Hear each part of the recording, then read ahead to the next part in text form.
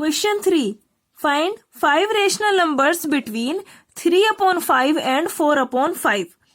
इस क्वेश्चन में ये 3/5 एक रेशनल नंबर है, 4/5 एक रेशनल नंबर है, इनके बीच में हमें 5 रेशनल नंबर्स और फाइंड आउट करने हैं। ये जो क्वेश्चन नंबर 2 था, इसमें 3 एक इंटीजर था, 4 भी एक इंटीजर था। इनके बीच में जब हमें रेशनल नंबर फाइंड आउट करने थे तो इसमें हमने इनको सेम डिनोमिनेटर में कन्वर्ट कर लिया था। लेकिन यहाँ पे हम देखते हैं कि 3 और 4 के सेम डिनोमिनेटर है, यहाँ भी 5 है, यहाँ भी 5 है। तो अब हम इसको कैसे करेंगे? इसको करने का भी मेथड अब भी बिल्कुल सेम ही रहेगा जो इस क्वेश्चन नंबर 2 में था। यहाँ पे पूछा था 6 रेशनल नंबर इन दोनों के बीच में फाइंड आउट करने को, तो हमने 6 + 1 यानी 7 से इन नंबर्स में मल्टीप्लाई और डिवाइड किया था। ठीक इसी तरह यहाँ क्वेश्चन में 5 रेशनल नंबर पूछा है, तो हम इस क्वेश्चन को सॉल्व करने के लिए 5 + 1 = 6 से इन दोनों नंबर में मल्टीप्लाई और डिवाइड करेंगे। इसके लिए हम यहाँ पे लिखेंगे 3/5 और यहाँ लिखेंगे 4/5। इसमें हम 6 से मल्टीप्लाई और डिवाइड कर देंगे और इसमें भी 6 से मल्टीप्लाई और डिवाइड कर देंगे। अब 6 3 जा 18, 5 6 जा 30, 4 6 जा 24, 5 6 जा 30। तो यहाँ पे हमें जो ये 2 गिवन नंबर्स हैं 3/5 और 4/5, इसमें हमने क्योंकि 5 रेशनल नंबर पूछे हैं इसलिए 5 + 1 यानी 6 की मल्टीप्लाई और डिवाइड करके इन दोनों नंबर्स को 18/30 और 24/30 इन रेशनल नंबर्स में कन्वर्ट कर लिया है, जिनके डिनोमिनेटर यहाँ 30 और यहाँ 30 सेम है। तो यहां लिखेंगे टू फाइंड, क्योंकि हमें फाइंड करने हैं 5 rational numbers.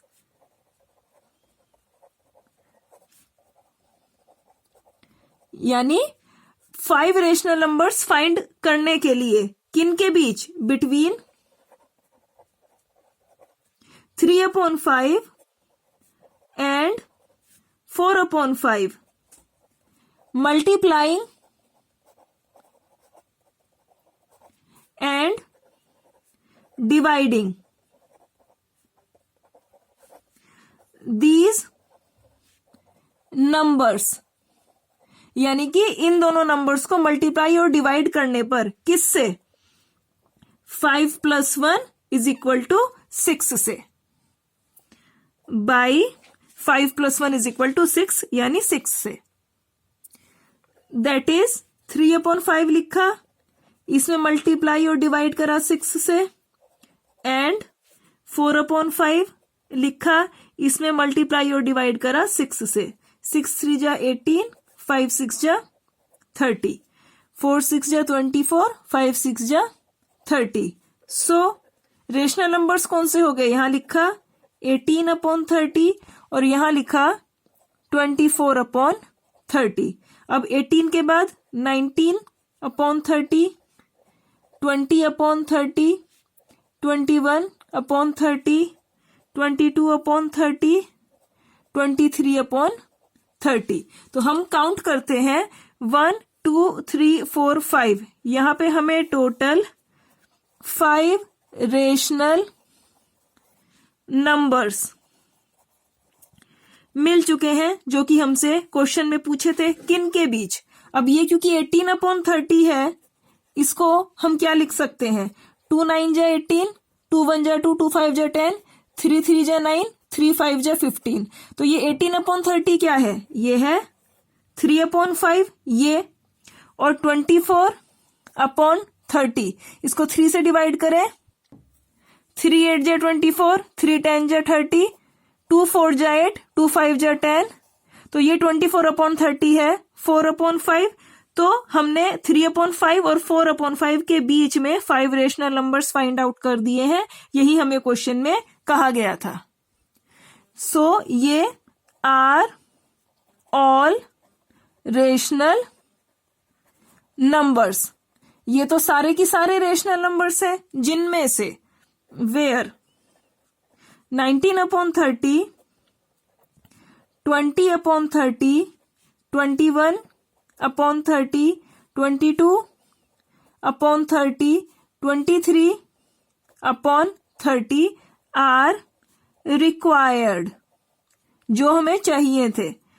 5 rational numbers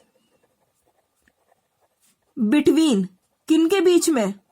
3/5 and 4/5, यानी ये पांचों वे रिक्वायर्ड 5 रेशनल नंबर्स है जो हमें चाहिए थे। यही इस क्वेश्चन का आंसर है। अब इस क्वेश्चन नंबर 3 को हम मेथड सेकंड से सॉल्व करेंगे। ये क्वेश्चन नंबर 3 हमने यहां लिख लिया है। इसको मेथड सेकंड से सॉल्व करने में हम एक फॉर्मूले का यूज करेंगे कि अगर कोई 2 नंबर्स हैं R और S, तब इनके बीच में एक रेशनल नंबर होगा R प्लस S अपॉन 2।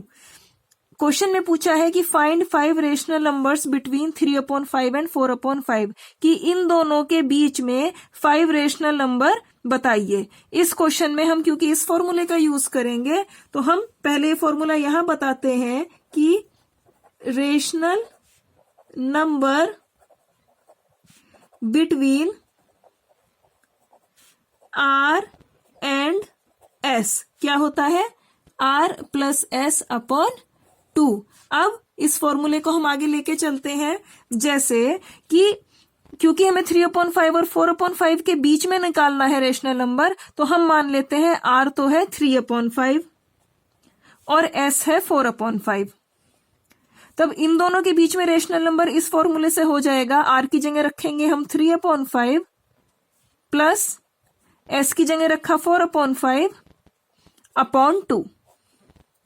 अब जितना यहां पे समझा है उसको यहां लिखते हैं कि rational number between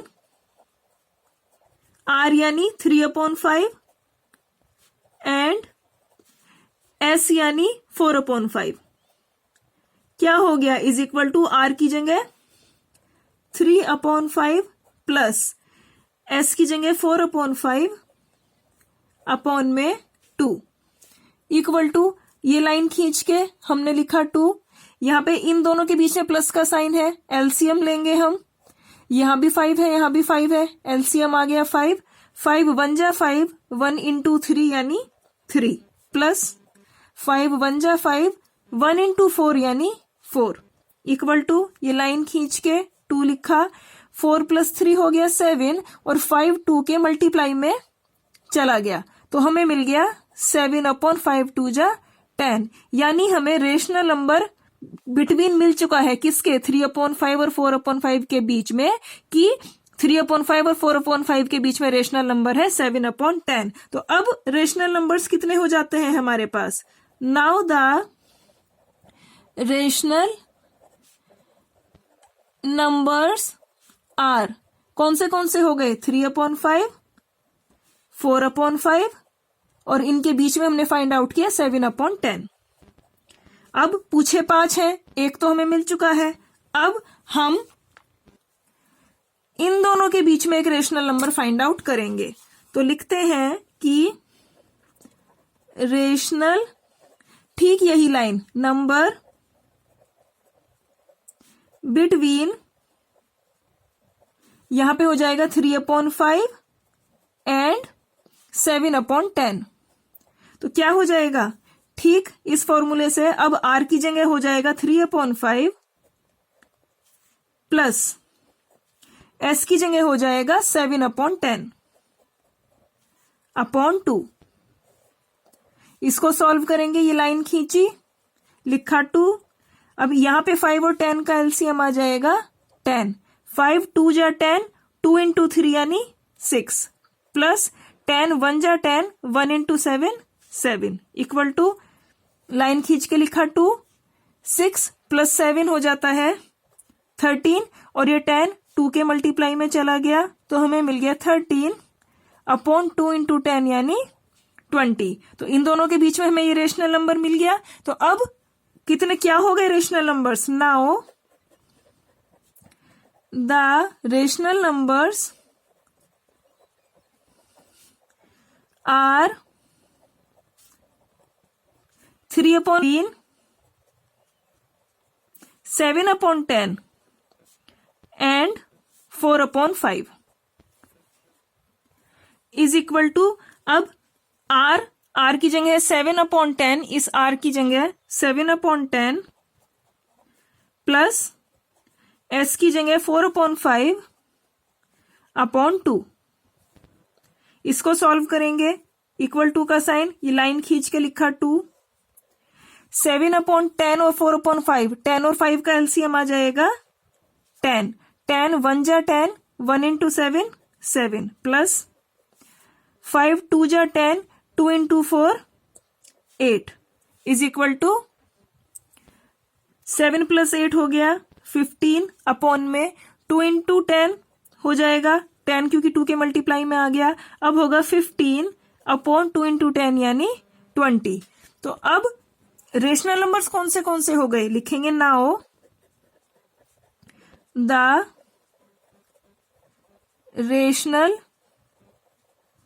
numbers are, हो गए 3/5, 13/20, 7/10 और यहां लिखेंगे 4/5 और इन दोनों के बीच में रेशनल नंबर मिला 15/20। 3 रेशनल नंबर 1 2 3 मिल चुके हैं, total 5 rational numbers find out करने हैं। ये फॉर्मूला यहां रफ में लिख लेते हैं, r+s/2। अब क्वेश्चन सॉल्व करते हैं। अब हम इन दोनों के बीच में एक रेशनल नंबर फाइंड आउट करेंगे, तो लिखेंगे रेशनल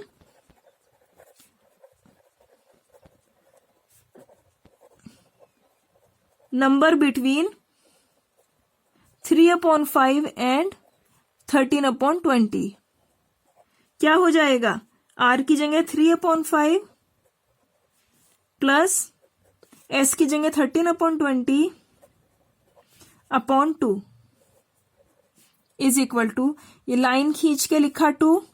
5 और 20 का एलसीएम क्या आ जाएगा 20, 5 4 जा 20, 4 इंटू 3 12 प्लस का साइन, 21 जा 20, 1 इंटू 13 यानी 13 इक्वल टू, लाइन खींच के लिखा 2। अब 12 प्लस 13 हो जाता है 25 और ये 20 इस 2 के मल्टीप्लाई में चला जाएगा, तो हमें मिल गया 25/20 इंटू 2 यानी 40। अब रेशनल नंबर क्या हो गए, लिखेंगे now the rational numbers are 3/5, यहां लिखा 13/20, इन दोनों के बीच में मिला 25/40। इसके बाद है 7/10, 15/20 और 4/5। 1 2 3 4 रेशनल नंबर मिल चुके हैं। अभी हमने इन दोनों के बीच में रेशनल नंबर फाइंड आउट किया, अब हम इन दोनों या फिर इन दोनों के बीच में रेशनल नंबर फाइंड आउट करेंगे। तो लिखते हैं ये वाली line, rational number between 15/20 and 4/5। क्या हो गया, r की जगह 15/20 प्लस s की जगह 4/5/2। इसको सॉल्व करेंगे, इक्वल टू का साइन, लाइन खींची, 2 यहां लिखा, 5 और 20 में एलसीएम आया 20, 21 जा 20, 1 इंटू 15 15 प्लस 5 4 जा 20, 4 इंटू 4 16 इक्वल टू, ये लाइन खींच के लिखा 2। 15 प्लस 16 हो जाता है 31। 20 की 2 में मल्टीप्लाई हो गई, तो यहां मिल गया 31/20 इंटू 2 यानी 40। अब हम लिख देंगे कि now the rational numbers are 3/5, 25/40, 13/20, 7/10, 15/20 और 4/5 यहां लिखा। इन दोनों के बीच में नंबर फाइंड आउट किया हमने 31/40, ये यहां पे हमने लिख दिया। अब हमें टोटल 1 2 3 4 5, यहाँ पे 5 रेशनल नंबर्स मिल चुके हैं। यही हमसे क्वेश्चन में पूछा था कि 5 रेशनल नंबर्स फाइंड आउट कीजिए। लिख देंगे now required rational numbers between 3/5 and 4/5 are 25/40, 13/20, 7/10, 15/20, 31/40। यही इस क्वेश्चन का आंसर है। हम इतने अपने जो ये आंसर है इसको चेक भी कर सकते हैं कि ये सही है या नहीं। इसके लिए हम देखते हैं कि इन सभी नंबर्स में डिनोमिनेटर, सबसे बड़ा डिनोमिनेटर है 40।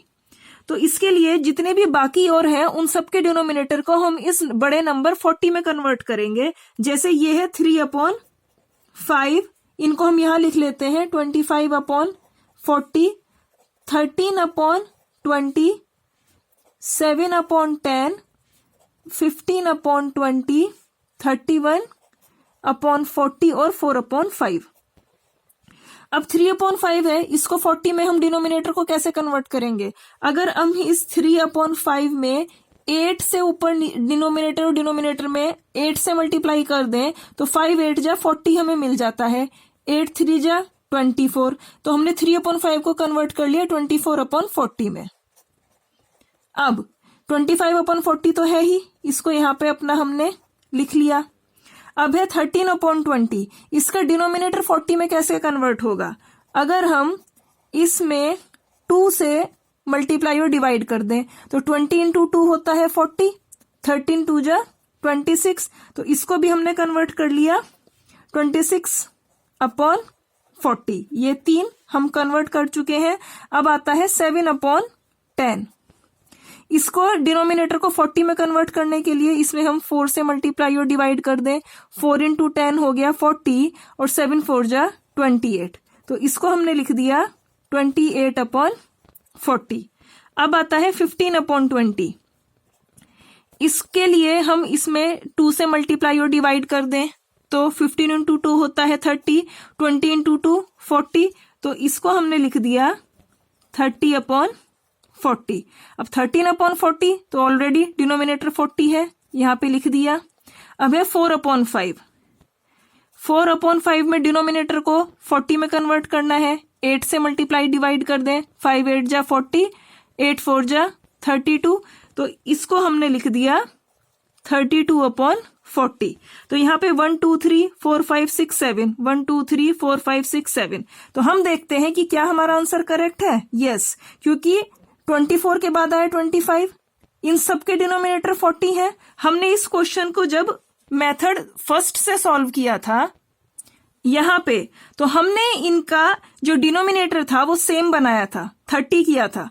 यहाँ पे 30, 18/30, 24/30 और 18 और 24 के बीच में नंबर लिख दिए थे। 18 से बड़ा 19, 20, 21, 22, 23 और फिर 24 ऑलरेडी था ही। तो सेम चीज यहां हो रही है, सबके डिनोमिनेटर सेम है। 24 से लेके 32 तक नंबर है। 24 से बड़ा 25, 26। अब यहाँ पे एक नंबर छूट रहा है 27, 27/40 छूट रहा है। यहाँ आगे 28/40। अब यहाँ पे एक नंबर छूट रहा है 29/40 और नंबर है 29 के बाद 30, 31 और फिर 32। तो कुल मिला के हम देखें तो 24/40 और 32/40 के बीच में 1 2 3 4 5 6 7 टोटल 7 रेशनल नंबर्स हमें मिलते हैं। और जिनमें से 1 2 3 4 5 ये वाले 5 हमने इस मेथड से निकाल के इस क्वेश्चन में आंसर बता दिए हैं। तो हम देखते हैं कि क्योंकि 25 के बाद 26 आता है, फिर 28, फिर 30, फिर 31, यानी कि यस ये बढ़ते हुए क्रम में है। अगर हमारा कोई आंसर गलत होता तो हमें इस तरीके की फॉर्म ना मिलती। हो सकता है यहाँ पे कोई और नंबर मिलता, 25 के बाद में हो सकता है हमें 23 मिल जाता। यानी कि वो वाला हमारी कैलकुलेशन में गलत हुई है और वो आंसर गलत है। तो हम इस तरीके से अपने आंसर को यहां पे चेक कर सकते हैं। क्वेश्चन यहां पे सॉल्व हो चुका है। ये इस क्वेश्चन का आंसर है। हमने जब इस क्वेश्चन को इस मेथड से सॉल्व किया तो ये आंसर आए, जबकि जब हमने इस क्वेश्चन को इस वाले मेथड से सॉल्व किया था तब आंसर ये था। ये वाला आंसर अलग है और ये वाला आंसर अलग है, क्योंकि किन्हीं भी दो नंबर के बीच में इनफाइनाइटली मैनी रेशनल नंबर्स होते हैं। इसलिए जब भी एक क्वेश्चन को अलग अलग मेथड से किया जाता है तो जो अलग अलग आंसर मिलते हैं वो करेक्ट होते हैं, क्योंकि 3 और 4 के बीच में तो इनफाइनाइटली मैनी रेशनल नंबर्स है। यहाँ पे तो केवल 6 रेशनल नंबर्स को निकालने के लिए कहा गया है। तो जब हमने इस मेथड से किया तो ये वाला आंसर आया, और जब इस मेथड से किया तो ये आंसर आया। आंसर दोनों करेक्ट है, किसी भी मेथड से कर सकते हैं। Question 4, state whether the following statements are true और फॉल्स। बताइए यहाँ जो स्टेटमेंट्स हैं वे ट्रू है या false. Give reasons for your answer, और इन्हें ट्रू या फॉल्स ऐसा आंसर बताने के पीछे रीजंस भी दीजिए। यहाँ फर्स्ट स्टेटमेंट को यहाँ लिख लिया गया है। फर्स्ट स्टेटमेंट है every natural number is a whole number, कि हर नेचुरल नंबर होल नंबर होता है। ये स्टेटमेंट ट्रू है या फॉल्स। तो इसके लिए पहले हम देखते हैं नेचुरल नंबर्स कौन से होते हैं। नेचुरल नंबर्स को कैपिटल एन से डिनोट करते हैं। नेचुरल नंबर्स या फिर काउंटिंग नंबर्स, यानी 1 2 3 4 अप टू। अब होते हैं होल नंबर्स। ये कौन से होते हैं? 0 1 2 3 4 अप टू। तो हम यहाँ पे देखते हैं कि होल नंबर में 0 के बाद से यहाँ से नेचुरल नंबर स्टार्ट हो जाते हैं। 1 2 3 4 ये सारे नेचुरल नंबर्स हैं। तो क्योंकि होल नंबर में 0 और सारे नेचुरल नंबर होते हैं, और क्योंकि सारे नेचुरल नंबर होल नंबर में होते हैं, इसलिए हर नेचुरल नंबर होल नंबर होता है। तो इसीलिए ये जो स्टेटमेंट दिया गया है ये ट्रू है कि every natural number is a whole number, कि हर नेचुरल नंबर होल नंबर होता है। यस, तो ये स्टेटमेंट है ट्रू, और इसका रीजन हो जाएगा कि since whole numbers have 0 and all natural numbers, क्योंकि होल नंबर्स में होते हैं 0 और सारे नेचुरल नंबर्स, तो this implies every natural number is a whole number. ये फर्स्ट पार्ट यहां हो चुका है। ठीक इसी तरह अगर हम मान लेते हैं नेचुरल नंबर में अप टू यानी आगे चलते हुए हमें कोई नंबर मिलता है यहाँ 100, तो वो 100 नंबर यहाँ भी अप टू 1 2 3 4 5 6 7 कहीं 100 मिलेगा। यानी जो भी हम नेचुरल नंबर ले लें वो होल नंबर W में भी मिलेगा, इसीलिए हर नेचुरल नंबर होल नंबर होता है। अब सेकेंड स्टेटमेंट, यहां कहा गया है every integer is a whole number, कि हर इंटीजर होल नंबर होता है। ये ट्रू है या फिर फॉल्स। इंटीजर्स कौन से होते हैं? इंटीजर्स को कैपिटल Z से डिनोट करते हैं, और वो होते हैं 0 1 -1 2 -2 3 -3 अप टू। और होल नंबर्स कौन से होते हैं? W यानी 0 1 2 3 अप टू। तो यहाँ पे हम देखते हैं कि इंटीजर्स में यहाँ 0 से राइट हैंड साइड में ये सारे होल नंबर्स होते हैं, 0 1 2 3, और -1 से लेके इधर की तरफ ये सारे होते हैं नेगेटिव इंटीजर्स। तो इंटीजर्स में कौन से नंबर हुए? सारे होल नंबर और नेगेटिव इंटीजर।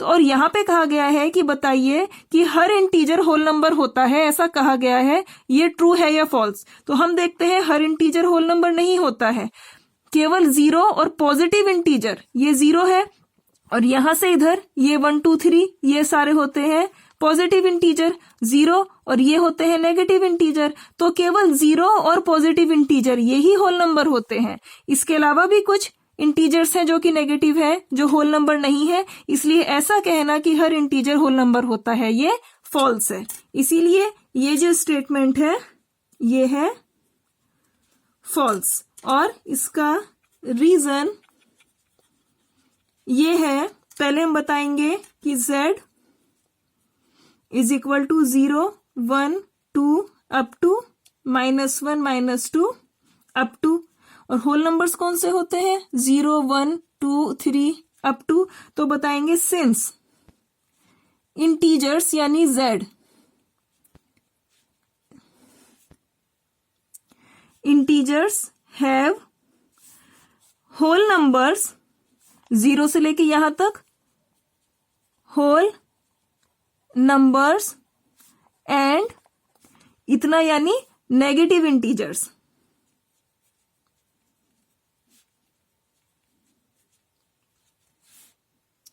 तो दिस इंप्लाइज कि जो नेगेटिव इंटीजर्स होते हैं, इंटीजर्स में कुछ ऐसे हैं कि जो नेगेटिव इंटीजर है जो होल नंबर नहीं है, तो यही रिजल्ट निकलता है कि this implies negative integers are not whole numbers, और this implies every integer is not a whole number, यानी कि हर इंटीजर होल नंबर नहीं होता। और इसी स्टेटमेंट को और हम इस फॉर्म में लिखेंगे कि it is false that every integer is a whole number.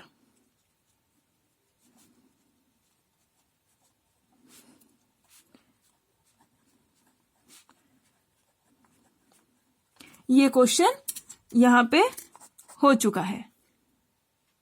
Third statement, every rational number is a whole number, कि हर रेशनल नंबर होल नंबर होता है। हमें बताना है कि ये स्टेटमेंट ट्रू है या फिर फॉल्स। अब होल नंबर्स देखते हैं कौन से होते हैं। होल नंबर्स यानी 0, 1, 2, 3 अप टू। और रेशनल नंबर्स कौन से होते हैं, इनको कैपिटल Q से डिनोट करते हैं, और वे होते हैं जिन्हें P अपॉन Q की फॉर्म में लिखा जा सके। Q के ऊपर कंडीशन होती है कि Q की वैल्यू 0 नहीं होती, और P और Q इंटीजर्स होते हैं। तो जो नंबर ये फर्स्ट, सेकंड और थर्ड ये तीनों कंडीशन पूरी करते हैं, ऐसा नंबर रेशनल नंबर यानी कैपिटल Q कहलाता है। अब जो भी होल नंबर है, हमने कोई भी होल नंबर ले लिया, जैसे यहां पे हमने 0 ले लिया, हम इस 0 को लिख सकते हैं 0 अपॉन 1। तो यहां पे हम देखते हैं इसको हम P अपॉन Q की फॉर्म में लिख सकते हैं, P अपॉन Q। P की वैल्यू क्या है कंपेयर करने पर 0 और Q की वैल्यू है 1। यहां ये फर्स्ट कंडीशन कि हमने 0 को P अपॉन Q की फॉर्म में लिखा सेटिस्फाई हो रही है। अब सेकंड कंडीशन है कि Q की वैल्यू 0 नहीं होनी चाहिए। P पर कोई कंडीशन नहीं होती है, P तो 0 हो सकता है, Q 0 नहीं होना चाहिए, और ये वैल्यू यहाँ पे सेटिस्फाई कंडीशन हो रही है कि Q की वैल्यू क्योंकि 1 है यानी Q 0 नहीं है। सेकंड कंडीशन भी सेटिस्फाइड। थर्ड कंडीशन है कि P और Q आर इंटीजर्स, कि ये जो P और Q है ये इंटीजर्स होने चाहिए। इंटीजर्स कौन से होते हैं, वे होते हैं 0, +-1, +-2, +-3 अप टू। इसको हम इस तरह भी लिखते हैं 0, 1, -1, 2, -2, 3, -3 अप टू। तो हम देखते हैं P की वैल्यू जो 0 है, 0 भी एक इंटीजर है, और Q की वैल्यू 1 है, ये Q भी एक इंटीजर है, यानी थर्ड कंडीशन भी सेटिस्फाई हो रही है।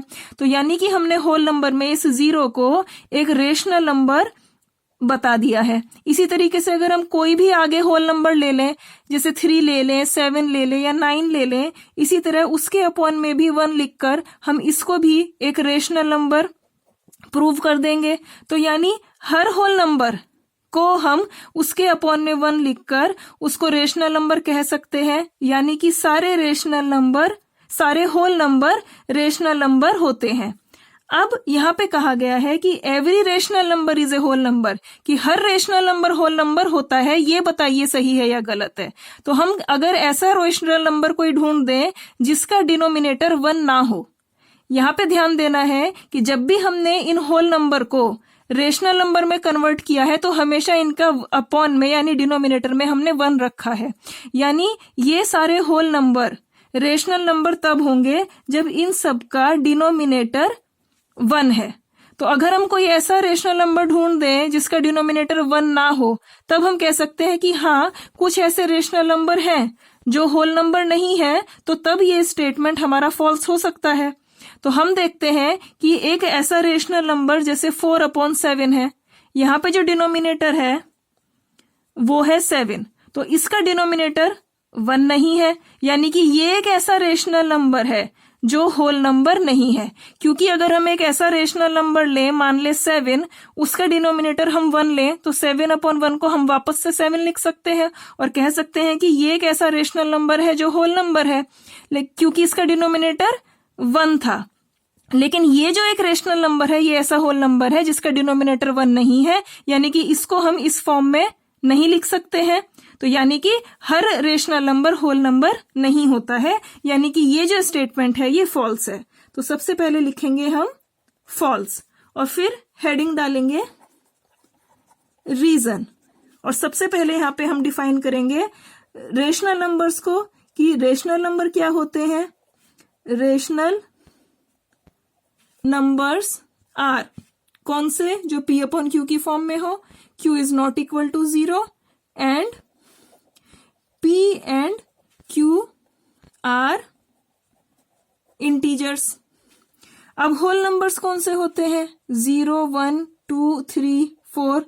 अब हम यहां बताएंगे every whole number is a rational number with denominator 0, कि हर होल नंबर रेशनल नंबर होता है, डिनोमिनेटर 1, कि हर होल नंबर रेशनल नंबर होता है जबकि उसका डिनोमिनेटर है 1, बट देयर आर, लेकिन यहां है many rational numbers with denominator other than 1 as 5/7, 9/8, यानी कि होल नंबर एक रेशनल नंबर होते हैं जबकि उनका डिनोमिनेटर 1 होता है, लेकिन यहाँ पे बहुत सारे ऐसे रेशनल नंबर है जिनका डिनोमिनेटर 1 के अलावा है, जैसे कि 5/7, 9/8 एक्सेट्रा। दिस इंप्लाइज, इसीलिए ही every rational number is not a whole number, इसलिए हर रेशनल नंबर होल नंबर नहीं होता। और इस सेंटेंस को अगर हम इस फॉर्म में लिखें तो लिखेंगे और it is false that every rational number is a whole number. ये क्वेश्चन यहां पे हो जाता है। इस वाले सेंटेंस को हमने इसी क्वेश्चन की फॉर्म में लिखा है, यहां यही आंसर है।